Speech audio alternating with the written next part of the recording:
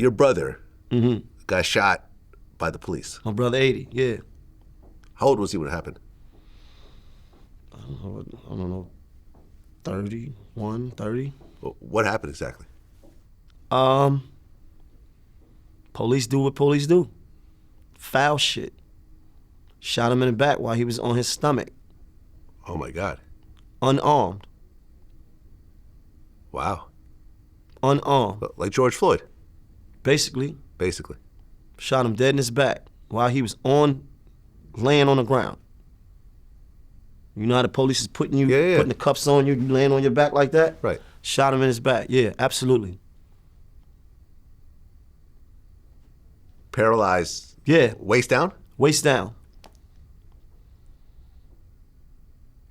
When you first heard the news, were you locked up when that happened? No, I was home. Home. I was on, All the Above had just came out. Oh. So one of your biggest songs comes out. My biggest. Biggest song. That's the one with T-Pain, right? Yeah. Yeah. I had just had a show in Brooklyn, and we was all together. And we would always joke the fact that he not the type of dude to be on the road with me.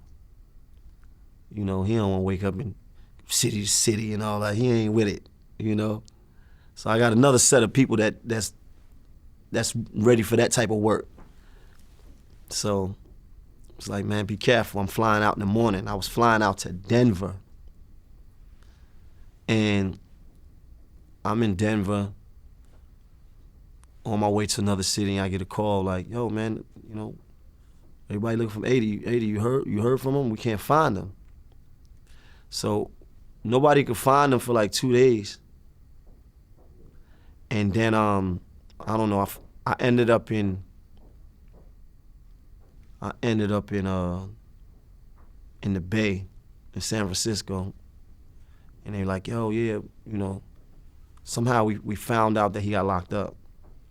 And when we found out he got locked up, you know, the first thing, you know, I did was call somebody to get him a lawyer. You know, I got him a lawyer. You know, I hired Kenny Montgomery. You know, I remember sending him money from where I was at.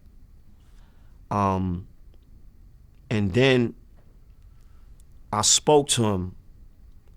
I was leaving the Bay going to LA, and the lawyer called me and I spoke to him, and then first thing he said to me, he's like, man, what he said to me, he said, I dropped the ball. That's this terminology we use when we fuck up. Man, I dropped the ball. Huh. I said, man, it's all right, my nigga, that shit ain't about shit. But then he said, man, these people tell me I gotta learn how to walk again.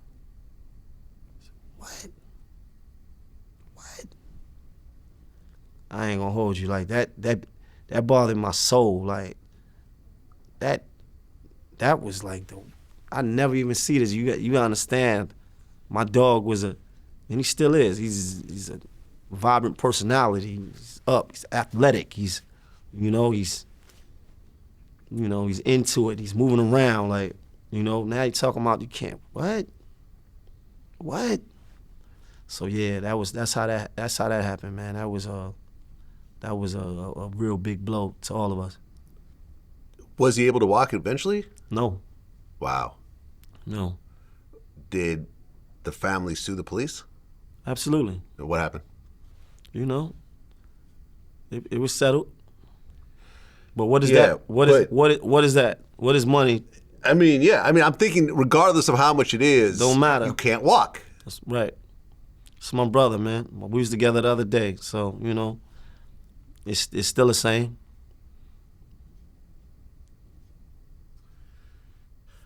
Yeah, that's a horrible story, man. Yeah, that's a horrible story. You know, because life goes on. Lola Brooke is his artist. Oh yeah, absolutely. Oh, okay. Let's understand where we at right here. Right? So Team 80. She signed to Team 80. That's his artist. And people come to me all the time and they say, yo, man, yo, Lola Brooke is... I said, listen, I'm not my brother artist. You know? It's hustle hard forever, but he carved that out for himself and did that on his own. Of course, I could say I've helped and all that, but at the end of the day, he did that on his own. He did that from a wheelchair. First day he brought her to the studio, you know? He worked that. I watched him work that. You understand? I watched him do what niggas with both legs can't. And you know how hard it is to break an artist. It's almost impossible. There you go. Almost impossible. There you go. So let's put some respect on my dog name, man. For real. I used to always say, you will have more financial success with scratch-off lottery tickets than trying to break a new It's artist. a lottery, yeah. Yeah, he broke her. Yeah. He broke her. What is she, like 4 feet tall in real life? I always see these pictures of her next to like a basketball player and it just looks crazy. That's family. That's family. She's so no, little. I love it, man. I love it. I'm a fan of her work. Big gator right there. Yeah. Man, that's like the worst thing I heard today and the best thing I heard today, all in the same sentence. Saying that, but what that tell you about the spirit of a winner, of somebody that has it in them here in their spirit, in their heart. You understand? Like, me and him both Virgos. We a day apart. You understand? So we grew up from kids together. Okay? Like, back when he broke my handlebars on my mongoose, and you understand? So yeah, like, we talking like that. So to see him go through what he went through and still be able to stand in not a physical way, but in a more of a spiritual way, like you standing taller than most niggas I know ever, and you always will in my eyes. I love that, man. I absolutely love that story. I hate that story and I love that story. I hate the first part and I love the second part. Yeah. But it's he out here riding around in the Maybach and it's all it ain't no sob stories on this side. Okay. Nah. I want to interview him. Let me tell you something.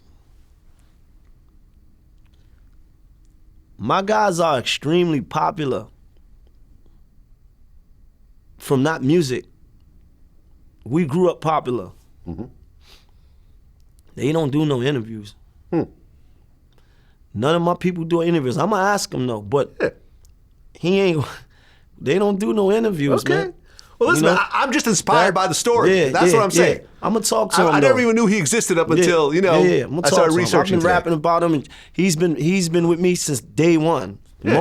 Actually, let me tell you something. You met him.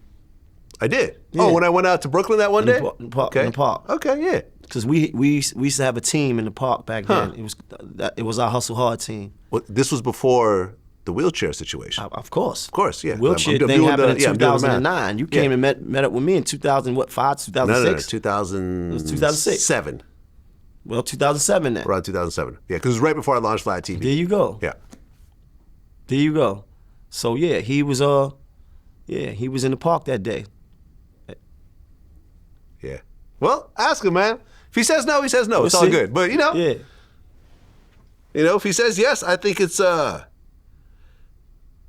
I just love inspirational shit. 100%. You see what I'm saying? Like I feel like I interview people that inspire me. Right. And inspire people who are going to hear the story. That's right. And to say, I got shot by the police in the back, lost my ability to walk, but I didn't let it stop me. At all. Because I'll be honest, I'm going through my mental Rolodex, and I've been in the music game for 23 years now, and I have yet to meet a music executive in a wheelchair. I'm thinking about and I probably have met hundreds of them over the years. I'm going to talk to him. No, he's solid. Yeah. He's solid.